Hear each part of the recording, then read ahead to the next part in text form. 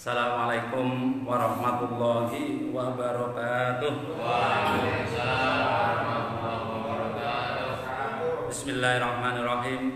Alhamdulillahilladzi hadana li hada wa ma kunna linahtadiya laula an hadanallah. Asyhadu an la ilaha illallah wahdahu la syarikalah wa asyhadu anna Muhammadan abduhu wa rasuluhu la nabiyya ba'dah. Allahumma shalli wa sallim wa barik ala sayyidina Muhammad ibn Abdillah wa ala alihi wa ashabihi wa man tabi'ahum bi ihsanin ila yaumil qiyamah, amma ba'd. Hadirin hadirat jamaah salat subuh rahimakumullah, mari kita awali kajian pagi hari ini dengan bersama-sama memohon kepada Allah, memohon dengan sebuah permohonan kaya nang masjid agung. Kita menghaturkan puja-puji syukur kehadirat Allah Subhanahu wa taala dengan ucapan alhamdulillah wa syukurillah. Mudah-mudahan syukur kita mengawali hari menjadi energi positif sepanjang hari, sehingga kita terus-menerus mendasari segala sesuatu atau mengakhiri sesuatu dengan senantiasa bersyukur pada Allah Subhanahu wa taala, hingga kita digolongkan oleh Allah menjadi hamba-hamba yang bersyukur dan dijauhkan oleh Allah dari hamba yang kekurangan nikmat-nikmatnya. Amin. Salawat dan salam semoga senantiasa diaturkan pada junjungan kita Nabi Muhammad sallallahu alaihi wasallam, Nabi akhir zaman, Nabi yang harus kita jadikan teladan di dalam kehidupan kita sehari-hari. Ibu bapak rahimakumullah, kita masih berbicara tentang puasa untuk penguatan kita, paling tidak untuk memberikan dasar agar kita lebih hati-hati di dalam menjalankan puasa, karena memang banyak sekali jebakan-jebakan Batman di dalam puasa yang membuat puasa kita tidak bermakna, tidak berarti di sisi Allah Subhanahu wa taala. Di samping kita sudah berikhtiar semaksimal mungkin, ada beberapa hal yang harus kita hindari. Karena apa? Rasulullah sallallahu alaihi wasallam pernah bersabda, rubba sha'imin laisa lahu min siyamihi illal ju' wal 'atsi wa rubba qa'imin laisa lahu min qiyamihi illa sahar. Rawahu Nasa'i wa Ibnu Majah wal Hakim. Yang artinya rubba sha'imin, banyak sekali orang yang berpuasa, laisa lahu min siyamihi, dia tidak mendapatkan pahala puasa sedikit pun, illal ju', kecuali hanya lapar, wal 'atsi, dan hanya haus. Nah ini yang harus kita waspadai. Jadi kita sudah merasa berpuasa, tapi ternyata masuk kategori ini kan naudzubillah summa naudzubillah. Banyak sekali orang yang berpuasa, dan orang yang berpuasa itu tidak mendapatkan pahala puasa kecuali hanya merasakan lapar dan dahaga saja. Ini nanti apa yang menjadi jebakan-jebakannya? Waruba qaimin laisa lahu min qiyamihi illa sahar. Waruba qaimin, dan banyak sekali orang yang melaksanakan qiyam, melaksanakan sholat malam, melaksanakan sholat tarawih, laisa lahu min qiyamihi, dia tidak mendapatkan pahala sholat tarawih, tidak mendapatkan pahala qiyamul lail di bulan Ramadan, illa sahar, kecuali hanya capek saja. Nah ini kan satu saat kita memang satu sisi kita memang dimanjakan dengan bulan Ramadan, dengan dilipat gandakannya pahala, diampuni segala dosa-dosa, tapi ada sisi lain yang harus kita waspadai. Nah kalau tidak tahu ilmunya kan berabe, betul tidak? Bahaya. Nah ini tanpa berusaha menakut-nakuti ini tidak, tapi memang ada hal yang harus kita waspadai. Jadi termasuk kalau masalah misalnya orang yang berpuasa ya masih suka hibah, karena hibah itu ngerasani wong liya itu tidak dominasi ibu-ibu tok, bahkan hampir semua melanda setiap manusia, laki-laki maupun perempuan punya potensi yang sama untuk melakukan hibah. Ini termasuk salah satu jebakan-jebakan yang kita sudah merasa puasa, tanpa sadari kita ketemu teman karena ada unsur jengkel sedikit, kemudian membicarakan keburukan orang lain. Meskipun itu fakta, meskipun itu belum fakta nih, kok misalnya kalau tiba-tiba ada orang ngomong kayak ngono, Apa to jeng kok ngomong kaya ngono? Apa to bro ngomong kaya ngono? Ngono iki fakta, iki fakta. Itu fakta. Meskipun fakta itu termasuk hibah kalau itu adalah keburukan dari orang lain. Nah kalau tidak fakta, fitnah jatuhnya lebih parah lagi. Jadi kalau yang kita omongkan itu tidak sesuai dengan apa yang menjadi kenyataan, itu menjadi fitnah. Dan al-fitnah itu asyaddu minal qatl. Fitnah itu lebih besar balasannya daripada pembunuhan. Atau dalam bahasa sehari-hari, al-fitnah itu asyaddu minal qatl. Fitnah itu lebih kejam dari pembunuhan. Nah, ini yang harus kita waspadai. Karena jangan sampai kita sudah menahan rasa lapar dan haus, sudah menahan ya, dari tadi imsak, dari tidak memasukkan apa-apa, ternyata orang itu opo, ternyata tidak mendapatkan pahala berpuasa. Iman. Jadi di sini sebelum masuk ke yang kedua ada penjelasan bahwa qala Auza'i, Imam Auza'i. Di sini orang bisa menjadi batal puasanya bil kadbi wal ghibati, dengan dusta dan dengan ghibah. Ini sesuai dengan apa yang disampaikan Rasulullah sallallahu alaihi wasallam, khamsu khisalin yuftirna shaima wa yaqdana al-wudu'a al-kadhiba wal ghibata wan namimata wan nadru bisyahwat wal yaminal kadhibah. Jebakannya di sini. 5 perkara bisa membatalkan seseorang dari puasa dan bisa merusak nilai dari wudu. Apa? Al-kadhibu, berdusta, goro, ngapusi, wal hibatu dan hibah, ngomongin orang lain, wan namimatu dan adu domba. Bukan adu domba atau adu jago, enggak, tapi adu domba ini provokasi, jadi provokator. Kalau di depan dia baik-baikin dia, ngomongin kejelekan orang lain. Kalau di depan yang lain tadi ngomongin kebaikannya, jelek-jelekan orang yang lain. Ini namanya provokator, adu domba. Jadi ingat lagunya Oma Irama, adu domba. Memori itu nggak bisa hilang ternyata ya. Karena sejak kecil itu rumah saya itu dekat dengan penyewaan orang yang jual menyewakan sound system itu. Jadi kalau mau dipakai sore itu dari pagi itu ada di uji coba ya, termasuk lagu-lagu itu dari kecil, dan itu pakai speaker yang toa itu ya, pakai toa itu kadang memori ini nggak pernah, padahal tidak sengaja untuk mendengarkan, tidak sengaja untuk menghafalkan, tapi karena saking seringnya mendengar itu. Nah itu, ini masa lalu, masa kecil.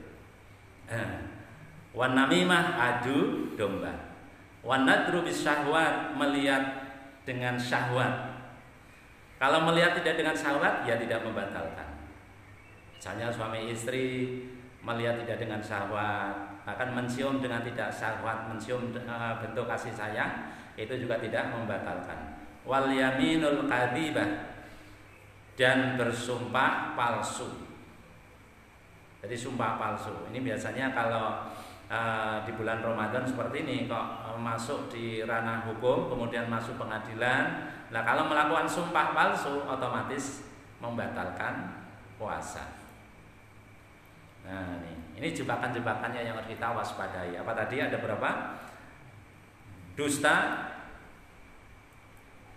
ngerasani atau ghibah. Yang ketiga adu domba. Yang keempat wan nadru bisyahwat, melihat seorang lawan jenis dengan syahwat. Wal yaminul kadhibah, dan sumpah dusta atau sumpah yang istilahnya sumpah palsu. Nah, sumpah palsu. Kelima ini harus diwaspadai.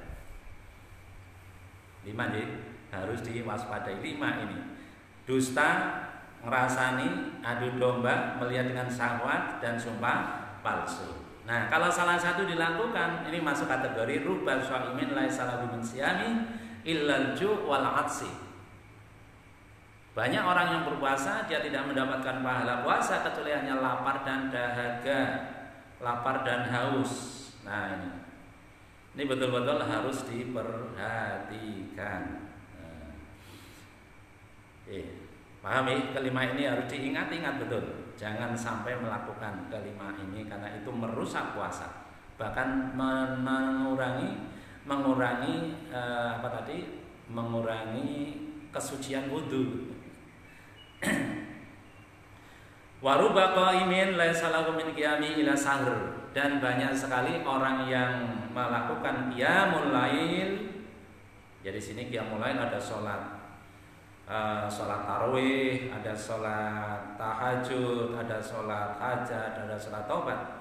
Laisa lahu min qiyami ila sahur, dan dia tidak mendapatkan pahala qiyamul lail kecuali hanya capek saja.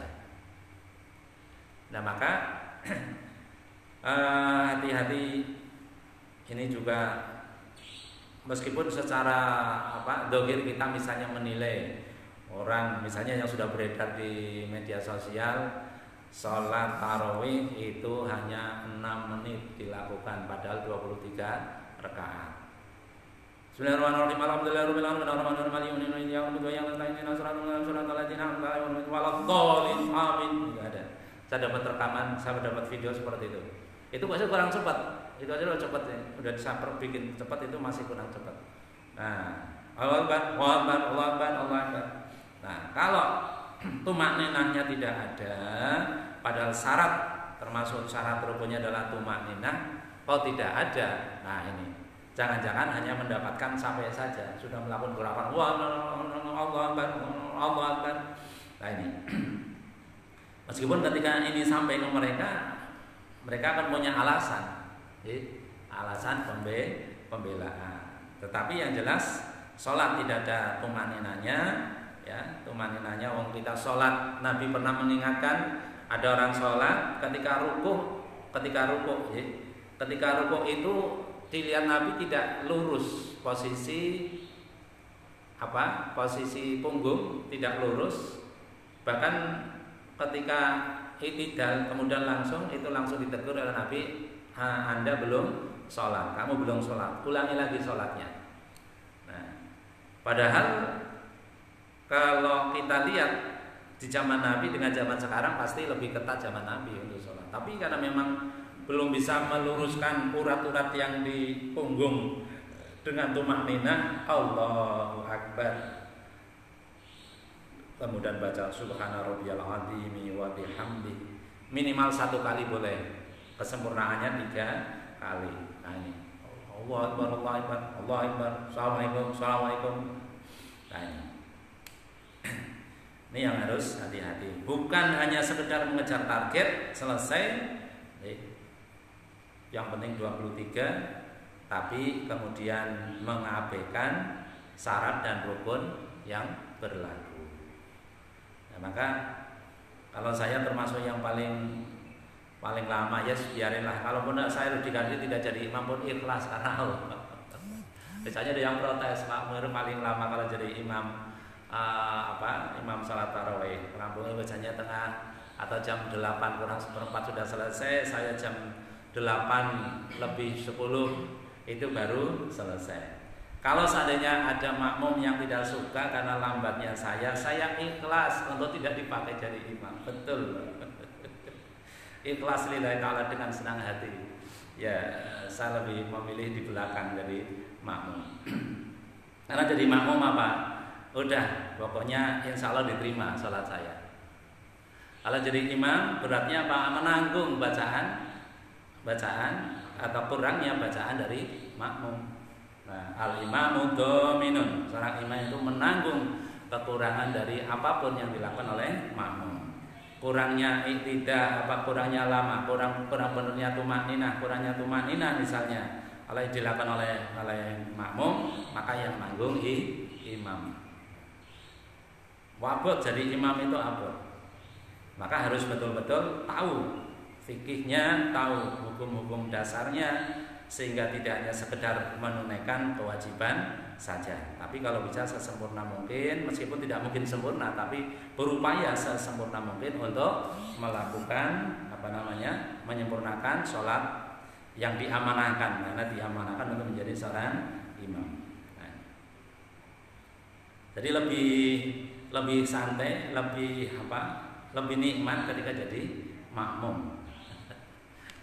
Ya, lebih nikmat di belakang gitu, sambil tidak harus buru-buru ketika harus misalnya ada capeknya dikit, imam sudah bismillahirrahmanirrahim belum bangun kan tidak apa-apa.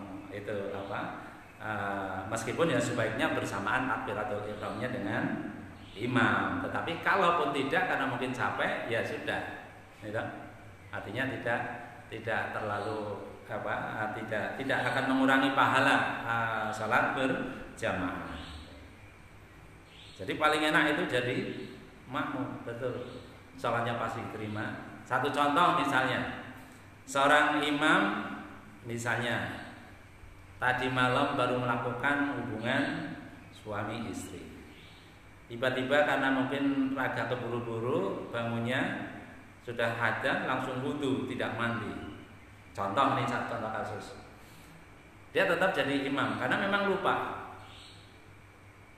Nah, ketika dia sudah selesai baru sadar, astagfirullah, saya belum mandi junub misalnya. Belum mandi junub. Makmum yang berjamaah sah sholatnya, tapi imam batal sholatnya karena memang belum mandi junub. Tidak kemudian makmum itu, Pak, Bapak, Ibu-ibu, ayo sholat lagi. Tunggu saya mandi junub dulu. Sah makmumnya sah, imamnya yang tidak sah. Ya. Kok bisa begitu? Lah itu karena imam menanggung dominun itu, menanggung kekurangannya makmum. Kalau salahnya imam sendiri.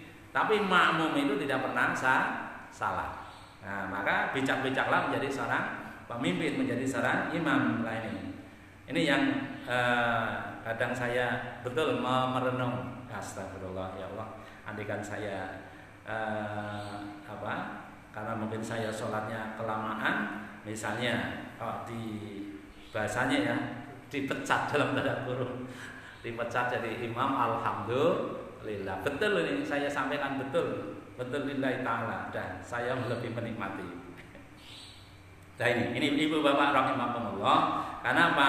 Rubba qa'imin laisa lahu min qiyami illa sahar. Jangan sampai kita terjebak di sini. Banyak sekali orang yang melakukan qiyamul lail, dia tidak mendapatkan pahala qiyamul lail kecuali hanya sahar, kecuali hanya capek saja.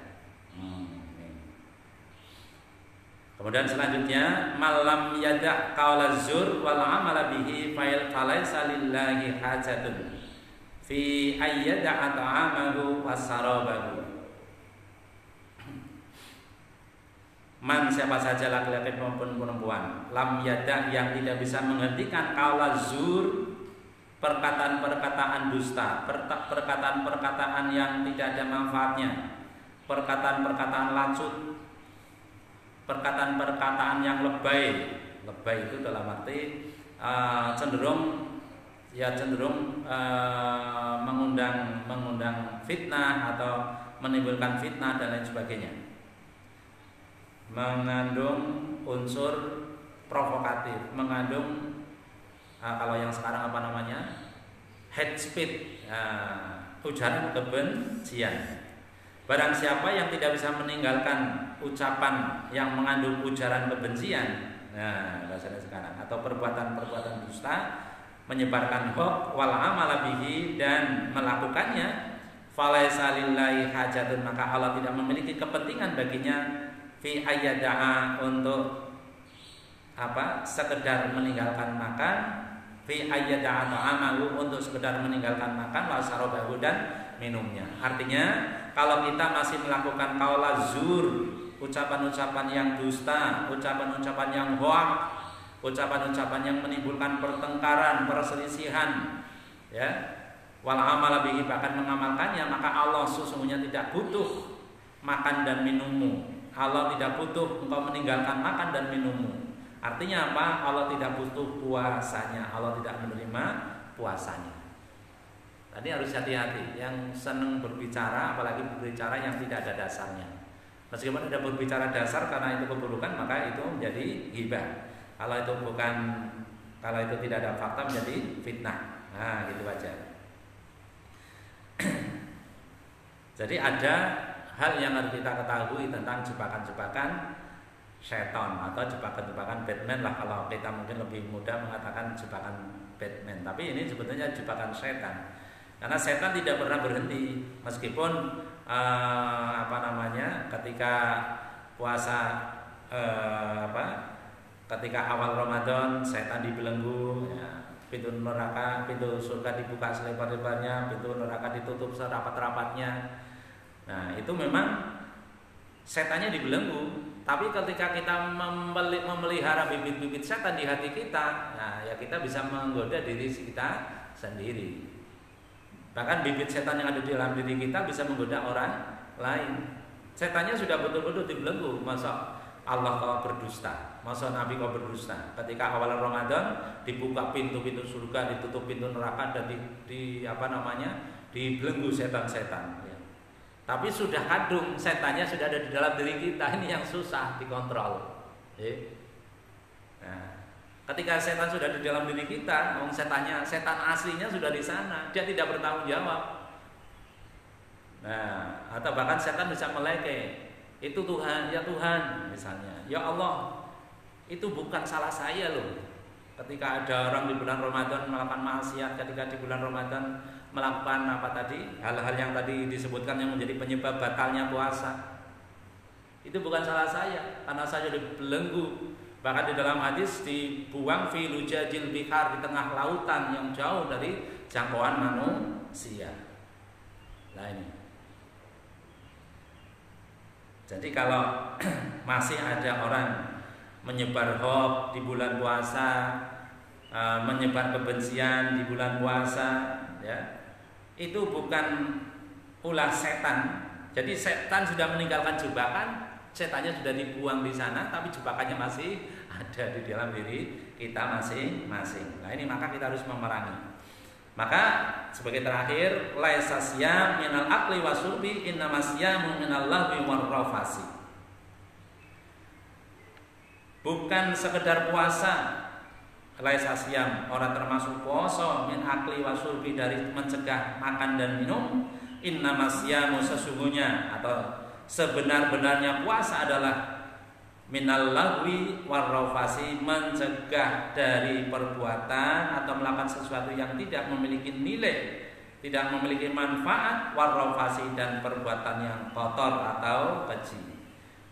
Jadi maksudnya adalah puasa itu bukan hanya sekedar menahan makan dan minum saja, tapi puasa yang sebenar-benarnya puasa adalah mencegah diri kita dari melakukan perbuatan yang tidak bermanfaat, minal lahwi, perbuatan yang tidak memberi manfaat atau perbuatan yang tidak memberi nilai, tidak berdampak positif pada diri kita dan lingkungan, warrafasi, dan sesuatu yang keji atau kotor, rofas.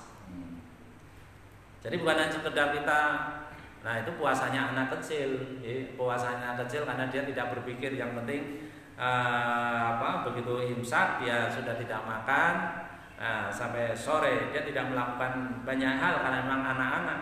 Tapi orang dewasa bukan itu loh, bukan hanya itu tok, bukan hanya sekedar menahan lapar dan dahaga, bukan hanya sekedar tidak makan dan minum, tapi sesungguhnya atau yang sesungguh-sungguhnya atau sebenar-benarnya puasa adalah mencegah diri kita dari melakukan perbuatan yang tidak bermanfaat dan perbuatan keji atau yang kotor. Nah ini yang harus kita sadari. Nah, karena puasanya orang dewasa dan setiap tahun harus memiliki nilai tambah, Jangan hanya sekedar meninggalkan makan dan minum saja, mesti harus yang tidak manfaat banyak sekali dalam kehidupan sehari-hari. Kita bisa memilih kegiatan yang manfaat. Nah, kegiatannya manfaat ya di bulan Ramadan seperti ini ya hanya bekerja sesuai dengan tupoksinya masing-masing. Nah, setelah bekerja karena itu kewajiban untuk mencari nafkah, ya, untuk melakukan kewajiban, ya di tengah-tengah itu jangan melakukan sesuatu yang tidak memiliki nilai, yang tidak bermanfaat. Dan juga jangan sampai raufas itu berpikir yang negatif, melihat perempuan perempuannya itu pakai jilbab, pakaian, tapi melihatnya dengan menelanjangi dalam arti dalam pikiran dan pandangan. Nah ini yang harus dijaga. Ibu bapak rahimakumullah, mudah-mudahan ada manfaatnya. Kurang lebihnya mohon maaf. Ya Nabi, salam alaika. Ya Rasul, salam alaika. Ya Habib, salam alaika. Salawatullah alaika. Subhanakallahumma wa bihamdika asyhadu an la ilaha illa anta astaghfiruka wa atubu ilaik. Wabillahi taufiq wal hidayah. Assalamualaikum warahmatullahi wabarakatuh.